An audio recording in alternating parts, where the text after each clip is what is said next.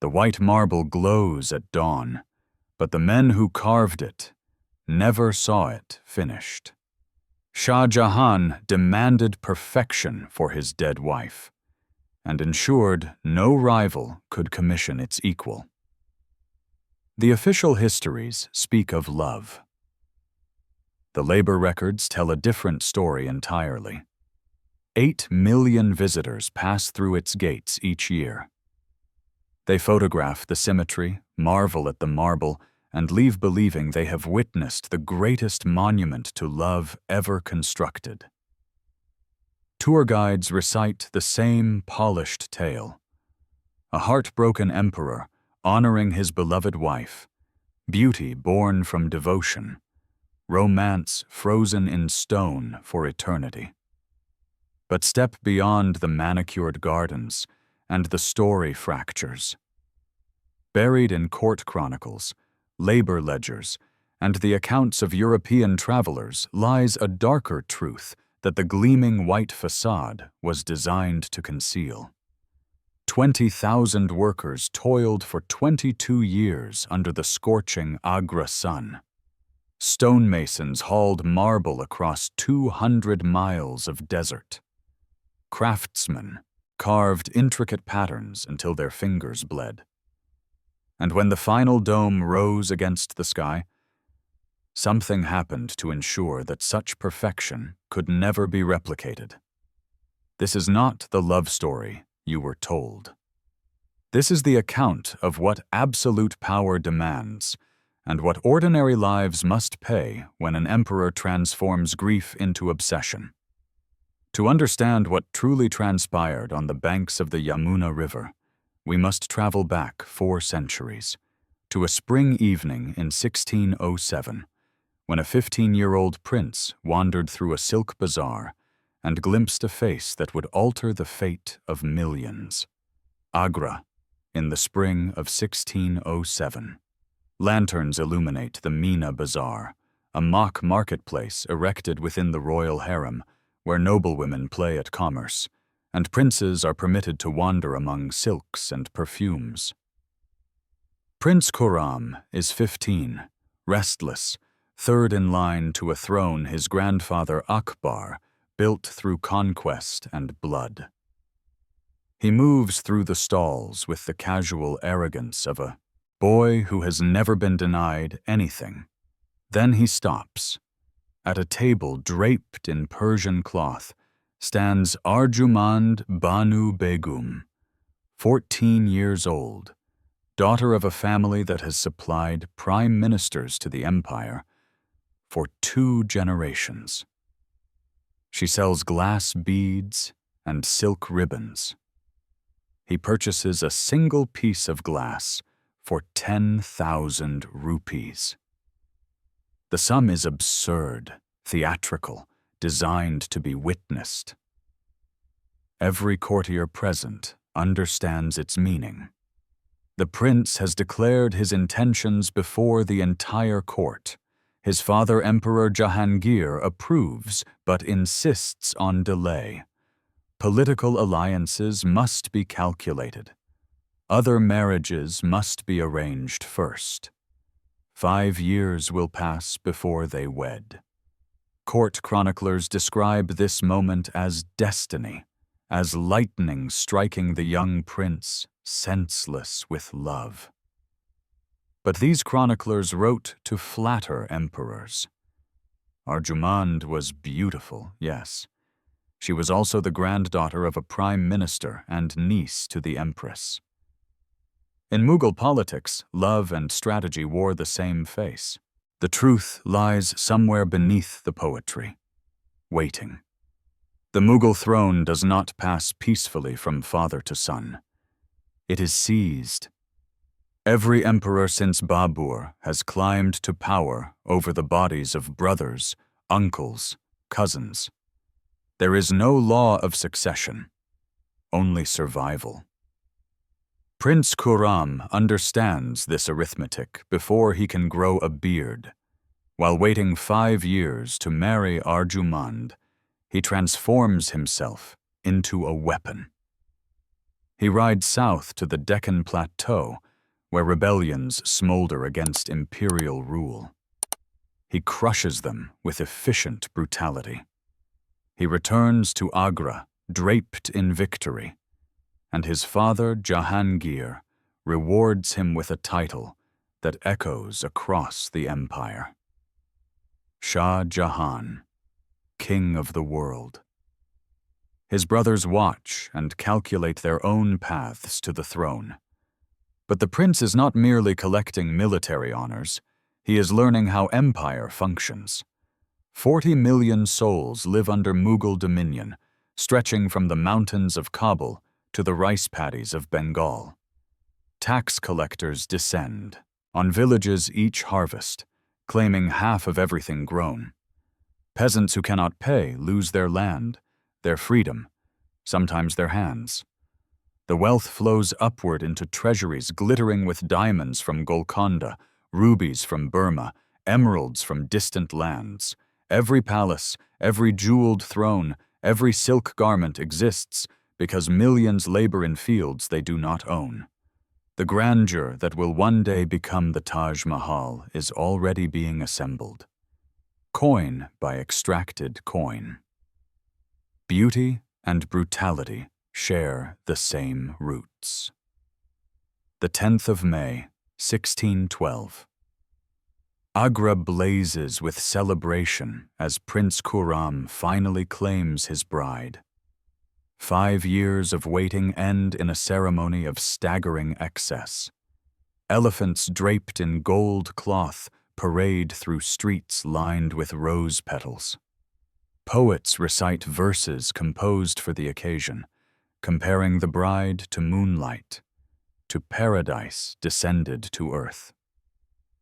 Arjumand Banu Begum receives a new name, befitting her new status. Mumtaz Mahal, Jewel of the Palace. Yet the romantic narrative conceals complications. Khurram already has a wife. He married Kandahari Begum 3 years earlier in a union of pure political calculation. He will take other wives in years to come. Mughal princes collect marriages like territories. But something shifts after 1612. Court chroniclers note with evident wonder that the prince shares his bed almost exclusively with Mumtaz. She accompanies him everywhere, to war councils, to military campaigns, to distant provinces where rebellion threatens. She is not sequestered in the harem like other royal wives, but rides beside her husband through dust and danger. Over the next 19 years, Mumtaz will conceive 14 children. She will endure 14 pregnancies while traveling with armies, attending state functions, advising on matters of governance. 7 of those children will die before reaching adulthood. Her body becomes the vessel through which dynasty perpetuates itself, carrying life after life, while her own strength slowly drains away. The devotion that poets celebrate will exact its price. Emperor Jahangir is dying by inches. Opium clouds his mind. Wine poisons his liver. By the early 1620s, power has shifted to his ambitious wife, Nur Jahan, who maneuvers to place her own chosen heir on the throne. That heir is not Shah Jahan. The prince who conquered the Deccan, who earned the title King of the World, watches his inheritance slip toward a brother. In 1622, he makes his choice. Rebellion. The war goes badly. Shah Jahan finds himself hunted across the empire he once served, fleeing through the Deccan with Mumtaz and their children. They live as fugitives for 4 years. Mumtaz suffers miscarriages on forced marches through hostile territory. She watches her husband order executions of men who might betray their position. Some of those men share his blood. Then Jahangir dies in October 1627. Shah Jahan moves with the ruthlessness his father taught him. He orders the deaths of every male relative who might challenge his claim. Brothers, nephews, cousins. The executions happen swiftly and without trial. Bodies disappear into unmarked graves. On February 14, 1628, Shah Jahan ascends the peacock throne in a coronation of magnificent pageantry. His hands are wet with family blood. Beside him stands Mumtaz, who has endured exile, loss, the transformation of her husband into something harder than the gems in his crown. She has survived everything. She has 4 years left to live. The empire reaches its golden zenith. From 1628 onward, Shah Jahan commands wealth that European monarchs can scarcely imagine. He pours this fortune into stone and marble, obsessed with building monuments that will outlast his bones. The Red Fort rises in Delhi, its sandstone walls stretching 2 kilometers along the Yamuna River. Mosques bloom in Lahore, with minarets piercing the sky. Gardens unfold across the realm, mathematical perfections of water and geometry. Thousands of architects, craftsmen, and calligraphers flock to his court. Persian artists bring techniques refined over centuries. Central Asian builders contribute engineering innovations. European jewelers arrive with cutting methods unknown in the East. Shah Jahan collects them all, assembling the greatest concentration of artistic talent the subcontinent has ever witnessed. Through it all, Mumtaz remains at his side. She bears 2 more children during these years, bringing her total to 14 pregnancies. Court chronicles record that the emperor consults her before major decisions of state. Ambassadors note her presence at audiences where other queens would remain hidden. Some historians believe she wielded more influence than any Mughal woman before her. But by 1631, Mumtaz is 38 and pregnant again. Her body carries the toll of constant childbearing. Physicians express quiet concerns. When rebellion flares in the Deccan, Shah Jahan insists she accompany the military campaign. Perhaps she agrees. Perhaps a Mughal empress cannot refuse. The journey south will be her last. March 1631. The imperial army snakes southward through the scorching heart of India. Thousands of soldiers, hundreds of elephants, an endless train of supplies and servants moving toward Burhanpur, where rebellion festers against Mughal rule. Among the swaying palanquins travels Mumtaz Mahal, 7 months pregnant with her 14th child. The heat is relentless. Dust coats everything. The journey stretches across weeks of brutal terrain, and those close to the empress notice her growing weakness. At Burhanpur, a city of tents rises to house the imperial court. Shah Jahan directs military operations, crushing the rebellion with customary efficiency. Mumtaz rests in the royal enclosure, attended by physicians who mask their worry behind professional calm. On June 16, 1631, her labor begins. Something goes wrong. The birth is prolonged, agonizing. Complications multiply through the night. Perhaps hemorrhage, perhaps infection. The physicians who have served the empire for decades find themselves helpless before biology that recognizes no crown. A daughter named Gauhara Begum enters the world as her mother leaves it. Mumtaz Mahal dies on June 17, 1631. She is 38 years old. The chronicler Abdul Hamid Lahori later records that her final words were a request for a tomb unlike any the world had seen. But Lahori wrote to please an emperor.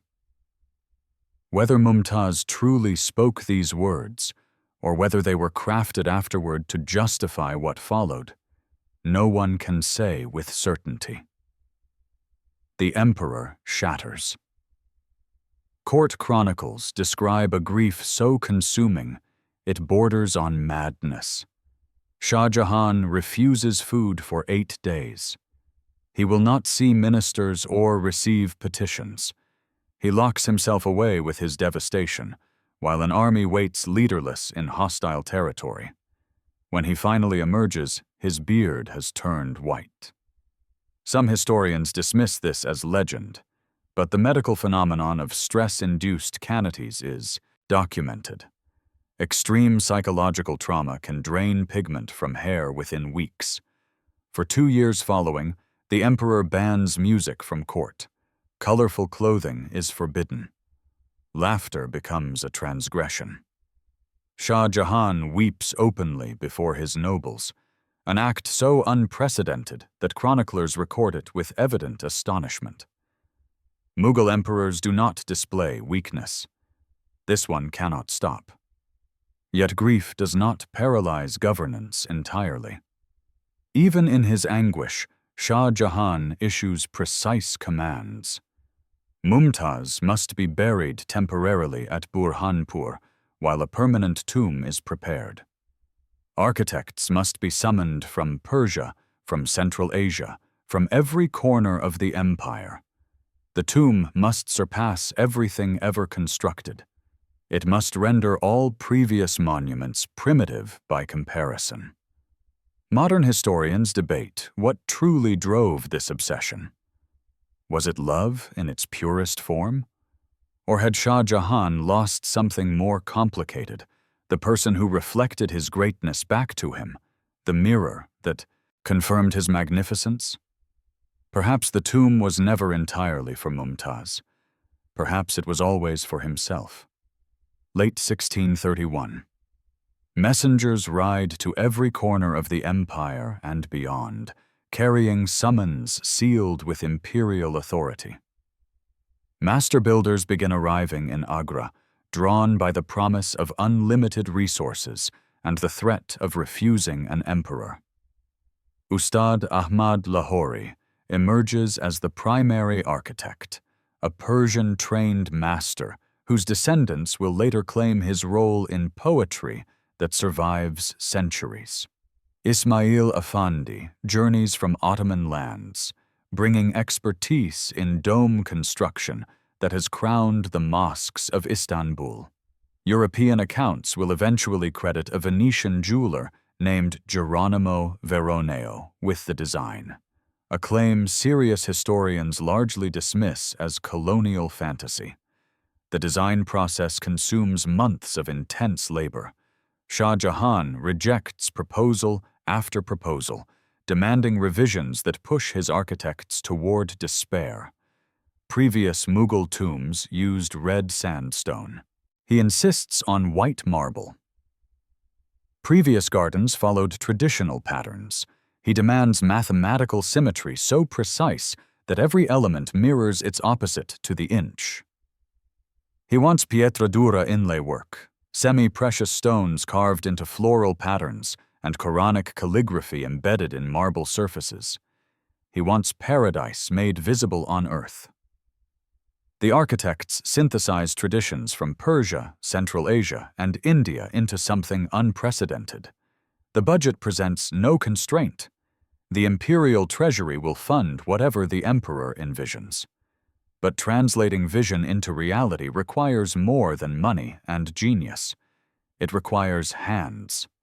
Thousands upon thousands of hands that will labor for decades in conditions the architects never mention in their elegant drawings. The year 1632 marks the true beginning. Along the banks of the Yamuna River in Agra, the earth itself is reshaped to receive an emperor's grief. Workers swarm the site in numbers that stagger comprehension. Over 20,000 laborers converge from every province of the empire, though converge suggests choice where little exists. These men are conscripted, not hired. Imperial officers travel to distant villages with quotas to fill. Stonecutters arrive from Rajasthan, their hands already calloused from quarry work. Marble specialists journey from Makrana, understanding that refusal means punishment. Calligraphers make the long trek from Persia and Syria, their delicate skills soon tested by brutal conditions. Inlay craftsmen come from southern India, carrying techniques passed through generations. The workforce divides into harsh hierarchies. Skilled artisans receive wages, shelter, recognition. Beneath them labor thousands who earn almost nothing. Prisoners of war swing pickaxes alongside debtors working off obligations they will never clear. Peasants separated from families dig foundations in summer heat exceeding 110 degrees. When monsoons arrive, they work through flooding that turns the site to treacherous mud. Men collapse from exhaustion and heat stroke. Accidents claim others when scaffolding fails or stones slip their ropes. How many perished building this monument to love? No official count exists. The imperial records meticulously document every block of marble delivered, every expense approved. They do not count the dead. 250 miles northwest of Agra, the quarries of Makrana scar the Rajasthan landscape. Here the white marble is born through violence against the earth. Workers cling to rock faces with primitive hand tools, chipping away at stone that has rested undisturbed for millennia. The dust fills their lungs with every breath, coating airways in powder that will slowly harden and suffocate them over years. Cave-ins occur without warning, burying men beneath tons of the beauty they extract. Those who survive long enough cut blocks weighing several tons each, shaping them roughly before the true ordeal begins. 1,000 elephants are conscripted for transport. Teams of oxen strain beside human laborers who push and pull and carry across weeks of brutal terrain. The summer sun beats down without mercy. Water supplies run low between villages. Men collapse from heat and dehydration along roads that offer no shade or shelter. Accidents multiply when exhaustion dulls reflexes and massive stones slip their restraints. The marble arrives in Agra pristine and white, ready for the artisans. The men who delivered it arrive broken, if they arrive at all. But Makrana supplies only the canvas. The pietra dura inlay demands a global network of extraction. Jasper travels from Punjab. Jade journeys from China. Turquoise crosses the mountains from Tibet. Lapis lazuli arrives from Afghanistan. Sapphires ship from distant Sri Lanka. Each precious stone carries its own invisible history of labor and loss. A few names survive across 4 centuries. Amanat Khan, the Persian calligrapher whose signature still graces the great gate, carved his identity into the monument alongside the Quranic verses he inscribed. Chiranji Lal directed the stonecutters with such skill that imperial records preserve his contribution. Ismail Khan oversaw the dome construction, solving engineering problems that had defeated builders for generations. These men achieved a kind of immortality. Their names appear on the Taj Mahal itself, honored craftsmen whose genius served an emperor's vision. But beneath this thin stratum of remembered masters lies an ocean of anonymity. Thousands of workers whose names no chronicler recorded. We know their trades from administrative documents: bricklayers, water carriers, scaffolders, polishers, men who hauled and lifted and climbed and fell. They worked 12-hour shifts beneath overseers who answered to architects who answered to an emperor whose grief permitted no delays. Punishments for poor workmanship were severe. Beatings for mistakes. Confinement for those caught resting. Worse, penalties for anyone attempting escape from the labor they never chose. One account describes a peculiar detail from the inlay workshops. Workers performing the finest stone setting had their hands wrapped in cloth, not for protection from sharp edges. The binding prevented sweat from staining the marble. The empire demanded more care for stone than for the flesh that shaped it.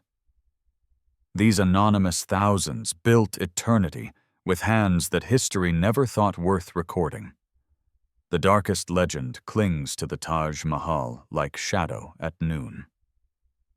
Shah Jahan, the story claims, ordered the hands of his master craftsmen amputated once construction ended. Some versions elaborate further. Eyes gouged out so they could never envision another monument so perfect. Tongues removed so they could never share the secrets of its construction.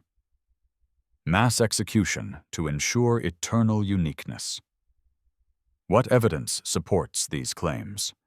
No contemporary Mughal source confirms mass mutilation. The court chronicles that. Describe Shah Jahan's grief in exhaustive detail.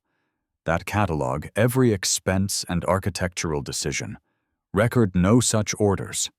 The earliest written accounts appear in European travel narratives from the late 17th century, penned by visitors who arrived decades after construction ended and never witnessed the events they described. Historians counseling caution note this troubling gap. Yet absence of evidence is not evidence of absence. Mughal court chronicles were propaganda instruments designed to glorify emperors, not document their crimes.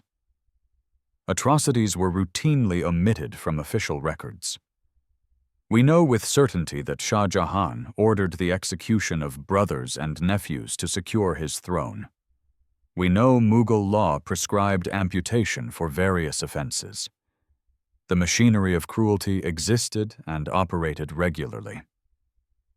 The mutilation legend persists because it feels consistent with everything else we know about absolute power. Perhaps it is exaggeration. Perhaps misinterpretation. Perhaps truth that chroniclers knew better than to record. The marble keeps its secrets. 32 million rupees. The figure appears in administrative records with bureaucratic precision, documenting the cost of immortalizing love in stone. Translated across centuries of inflation and economic change, this sum equals billions in modern currency. It represents more wealth than most nations of that era possessed entirely. The money materialized through the machinery of imperial extraction. Tax collectors descended on every village in the empire, claiming portions of harvests, skimming profits from trade, demanding tribute from conquered territories. A farmer in Bengal contributed without knowing his grain-fed workers in Agra. A merchant in Gujarat saw his profits diminished to purchase lapis lazuli from Afghanistan. The Taj Mahal was funded by 40 million people who would never see it. Shah Jahan's building obsession extended far beyond this single monument they call. Red Fort in Delhi, the Pearl Mosque in Lahore, gardens and palaces scattered across the realm. His total construction spending strained even the vast Mughal treasury to dangerous limits. Historians trace the empire's eventual fiscal collapse to seeds planted during his reign of architectural excess. Consider the context.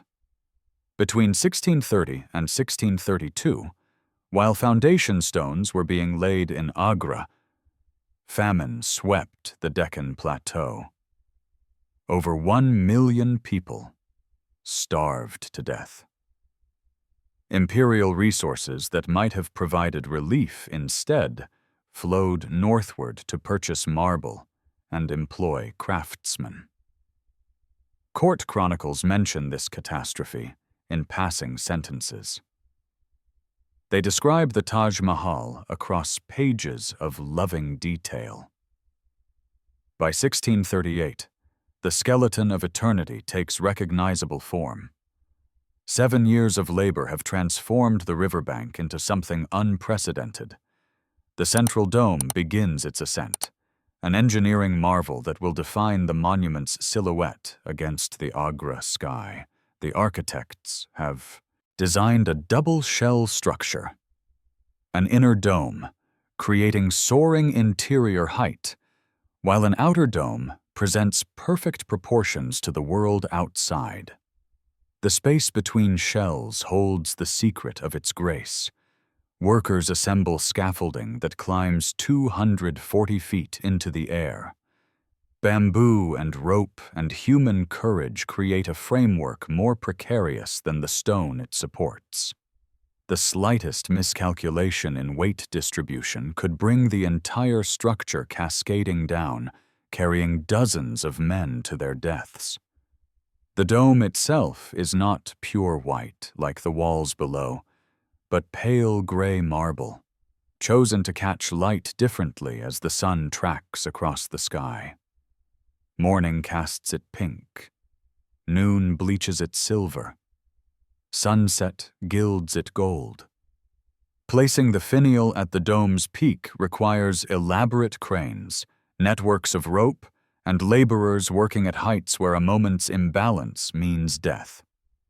Some fell.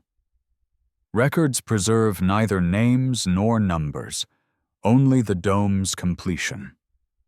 Shah Jahan visits, regularly, inspecting progress with eyes that tolerate no imperfection. Small errors result in demolition and reconstruction regardless of cost or delay. Architects live in terror of his attention. Workers labor not merely to build, but to satisfy an obsession none dare question. The tomb does not stand alone. It rises from gardens designed to mirror paradise itself.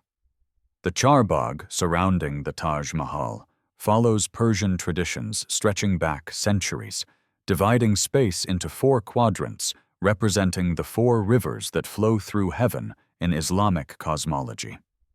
Water channels slice geometric lines through greenery, carrying reflections of white marble toward the horizon. Pools capture the monument and hold it suspended in liquid stillness. This is not mere decoration. It is theology rendered in earth and water. The tomb represents the throne of God on Judgment Day, the garden surrounding it an eternal paradise where the righteous dwell forever. Walking through the gates means entering a vision of the afterlife, moving toward divine presence along paths precisely calculated to inspire awe. Creating this paradise required violence against nature. Workers diverted water from the Yamuna River through channels and aqueducts. They built retaining walls to hold back flooding. They imported soil from distant regions to create beds suitable for plants that would never grow naturally in this climate. Every tree was chosen for symbolic resonance. Cypress represents death and mourning, its dark spires pointing toward heaven. Fruit trees embody life and abundance. Roses signify divine beauty in Sufi tradition. Gardeners planted according to plans as precise as architectural drawings. The gardens demanded permanent staff. Gardeners and water engineers and guards would tend these grounds for centuries. Workers who may never have entered a mosque as grand built heaven on earth for an emperor's dead wife. Look closer at the marble walls. What appears from a distance as pure white surface reveals upon approach an intricate tapestry of color and pattern. The technique is called pietra dura, Italian for hard stone, a craft perfected in Florence and refined by Persian masters into something uniquely suited to Mughal splendor. Craftsmen carve shallow channels into marble surfaces with tools finer than surgical instruments. Into these channels they fit precisely shaped pieces of semi-precious stone. Carnelian glows orange in flower petals. Lapis lazuli spreads deep blue across calligraphic curves.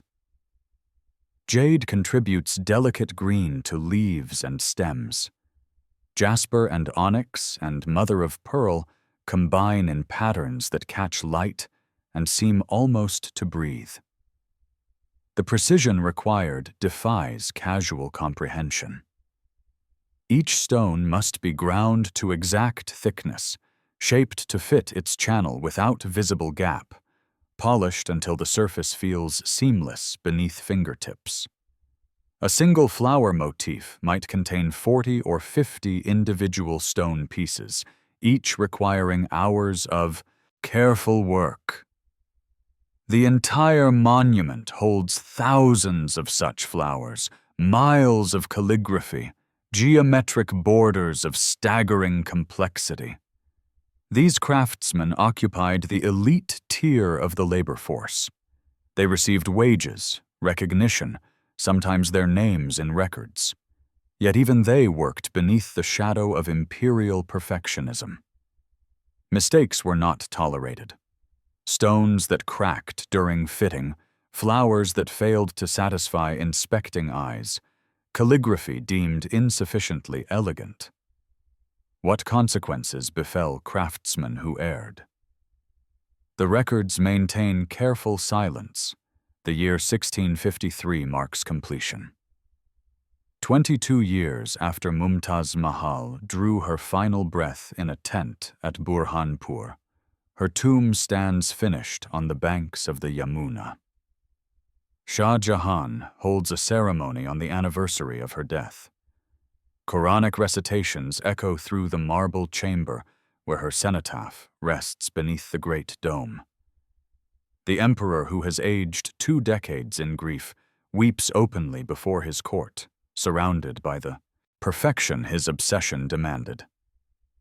The world recognizes immediately that something unprecedented has been achieved. Persian poets compose verses declaring the monument superior to heaven itself. European travelers who journey to Agra in subsequent years struggle for language adequate to describe what they witness. Jean-Baptiste Tavernier, a French jeweler who visits during this period, provides detailed accounts that spread the Taj Mahal's fame across the Western world. Yet Shah Jahan remains unsatisfied. Reports circulate of plans for a second tomb, his own resting place to be constructed across the river in black marble. The Black Taj would mirror its white twin, the two connected by a bridge spanning the Yamuna. Whether these plans were genuine ambition or later legend, invented to enhance the romantic narrative, remains debated among historians. Regardless of intention, Shah Jahan will never build it. The monument stands complete. The emperor's power has reached its apex. Now the empire he rules will begin to fracture beneath him. September 1657. Shah Jahan collapses with a sudden illness that sweeps through Agra like wildfire through dry grass. Rumors of the emperor's death spread faster than truth can follow. His 4 sons, scattered across the empire in provincial governorships, receive the news and begin calculating. The Mughal pattern of succession, written in blood across generations, activates once more. There is no orderly transfer of power. There is only war. Dara Shikoh, the eldest and heir apparent, moves to secure the capital. Shuja declares himself emperor in Bengal. Murad does the same in Gujarat. But Aurangzeb, the 3rd son governing the Deccan, proves most ruthless of all. He forms a temporary alliance with Murad, defeats Dara in battle, then turns on his ally. Within months, Aurangzeb has executed 2 brothers and imprisoned their families. He marches on Agra with an army loyal only to him. Shah Jahan has recovered from his illness by now, but recovery brings no restoration of power. Aurangzeb confines his father to the Red Fort under permanent house arrest. The man who built an empire's worth of monuments becomes a prisoner in his own palace. For 8 years, Shah Jahan will gaze across the Yamuna at the white dome housing his beloved wife. Legend claims he watched through a mirror positioned to capture the reflection. The emperor who conscripted thousands into labor, who imprisoned workers until projects reached completion, ends his days imprisoned by his own blood. 8 years pass in gilded captivity. Shah Jahan inhabits luxurious chambers within the Red Fort, attended by servants, visited by his devoted daughter Jahanara, who chose imprisonment alongside her father over freedom under her brother's rule. But luxury cannot mask the cage. The emperor who once commanded millions now commands nothing. His days follow monotonous rhythms. He reads, he prays, he gazes endlessly across the river at the white dome that holds everything he loved and lost. His health deteriorates gradually through the 1660s. On January 22nd, 1666, Shah Jahan dies at 74 years old, still a prisoner, still watching the Taj Mahal from his window. Jahanara arranges his burial beside Mumtaz in the tomb he constructed. Aurangzeb permits this final reunion, but offers no ceremony befitting an emperor. The burial introduces an asymmetry that Shah Jahan would have found intolerable. Mumtaz's cenotaph rests in perfect geometric center beneath the dome, precisely where 22 years of planning placed it. Shah Jahan's cenotaph sits awkwardly to her side, disrupting the symmetry his perfectionism demanded. Some historians suggest Aurangzeb deliberately chose this positioning to diminish his father even in death. Others believe the original design anticipated 2 burials. Regardless of intention, the monument built for one body now holds 2. The tomb meant to immortalize Mumtaz Mahal immortalizes equally the emperor who built it, paid for it, and ultimately was imprisoned by its legacy. The scaffolding falls for the final time in 1653. 20,000 workers who have spent years, some decades, constructing paradise on earth suddenly find themselves without purpose. The great project that consumed their labor and their lives reaches completion, and the empire has no further need of them. What becomes of these men? The historical record offers only fragments and silence. Some find employment on other royal projects. Aurangzeb, though less obsessed with building than his father, still commissions mosques and fortifications. Construction never ceases entirely in an empire this vast. Skilled craftsmen carry their expertise to new patrons, perhaps finding work with provincial nobles eager to imitate imperial grandeur on smaller scales. Others return to villages they left years or decades before. They carry refined skills in stone cutting, inlay work, and engineering. They also carry injuries accumulated through years of brutal labor, damaged lungs from marble dust, broken bones improperly healed, the invisible wounds of exhaustion and deprivation. We possess no memoirs from these workers, no diaries recording their experiences, no gravestones marking their service to an emperor's grief. The monument preserves names of rulers and architects and master calligraphers in stone and official records. The hands that hauled marble and mixed mortar remain anonymous. The mutilation legend captures psychological truth, regardless of factual accuracy. These workers were meant to be forgotten. The beauty was designed to exist without origin, without cost, without blood. History remembers the powerful. Recovering the anonymous requires deliberate effort. The Mughal Empire crumbles through the 18th century.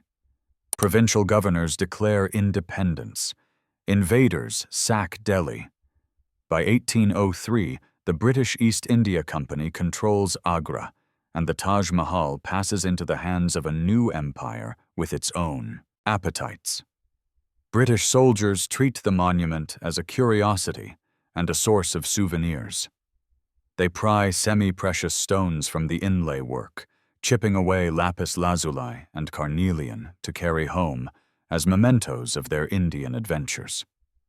The gardens fall into neglect, channels clogging with debris, trees dying without care. Accounts from this period describe picnics held on the marble terraces, parties where colonial officers danced in the chamber housing Mumtaz's remains. One governor-general reportedly considered a scheme of breathtaking audacity. Lord William Bentinck allegedly proposed dismantling the Taj Mahal entirely, shipping its marble to London for auction to wealthy collectors. Whether this plan was serious or exaggerated rumor, it was ultimately abandoned, reportedly because the auction of materials from another demolished monument proved financially disappointing. Preservation efforts begin in the mid-19th century. Lord Curzon undertakes repairs in the 1900s, restoring damaged inlay, rehabilitating gardens, establishing the Taj as a symbol of British India's cultural heritage. The irony is layered beyond easy comprehension. A monument built through imperial extraction, nearly destroyed by another extractive empire, then preserved and claimed as trophy by a third. Each generation remakes the Taj in its own image, erasing inconvenient contexts while celebrating convenient glories. 8 million visitors pass through the gates each year. They arrive from every nation on Earth, cameras ready, expectations shaped by centuries of romantic mythology. The Taj Mahal has become one of the most photographed structures in human history, generating enormous revenue for India's tourism industry and enormous strain on the monument itself. Industrial pollution from nearby factories yellows the white marble, requiring constant cleaning with special mud packs that draw impurities from the stone. Millions of footsteps erode the pathways and platforms. The Yamuna River, that once provided pristine reflections, now runs thick with sewage and industrial waste from Agra's growing population. The romantic narrative remains overwhelmingly dominant. Guidebooks describe eternal love and architectural genius. Tour guides recite the same polished stories of a heartbroken emperor honoring his beloved wife. Gift shops sell miniature replicas and postcards featuring the dome at sunrise.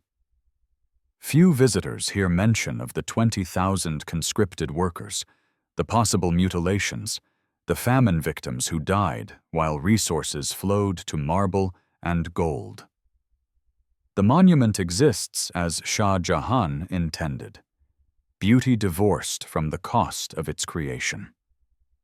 Yet counter-narratives slowly emerge. Historians publish research documenting labor conditions. Documentaries question legends that earlier generations accepted without scrutiny. The Taj Mahal increasingly represents not merely love, but the complexity of collective memory. What we choose to celebrate reveals what we choose to forget. Whose labor builds our monuments? Whose suffering do we overlook in pursuit of beauty? Dawn breaks over Agra. The first light touches the Taj Mahal, and the marble responds as it has for nearly 4 centuries, glowing pink in the earliest rays, shifting to gold as the sun climbs, finally settling into radiant white as morning fully arrives. Tourists gather at the reflecting pool, positioning themselves for photographs that will appear on millions of screens around the world. They will attach the same caption that has accompanied this image for generations. the greatest monument to love ever built. But now you know what lies beneath the romance. You know the labor records that document 20,000 conscripted workers. You know the quarries of Makrana, where men breathed marble dust until their lungs hardened. You know the famine dead who starved while imperial resources flowed to stone and gold. You know the legend of silenced hands, whether literal truth or metaphor for deliberate forgetting. The Taj Mahal is not diminished by this knowledge. It may be more profound because of it. Beauty achieved without cost is decoration. Beauty achieved through suffering carries weight that demands contemplation. Shah Jahan sought perfection and received something more complex, a monument that reveals, despite his intentions, the full price of human ambition. The white marble glows at dawn, as it always has. Somewhere beneath its foundations, invisible but present, lie the stories of those who built it.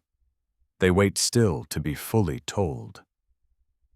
History remembers the emperor and his queen, but history is not yet finished with the 20,000.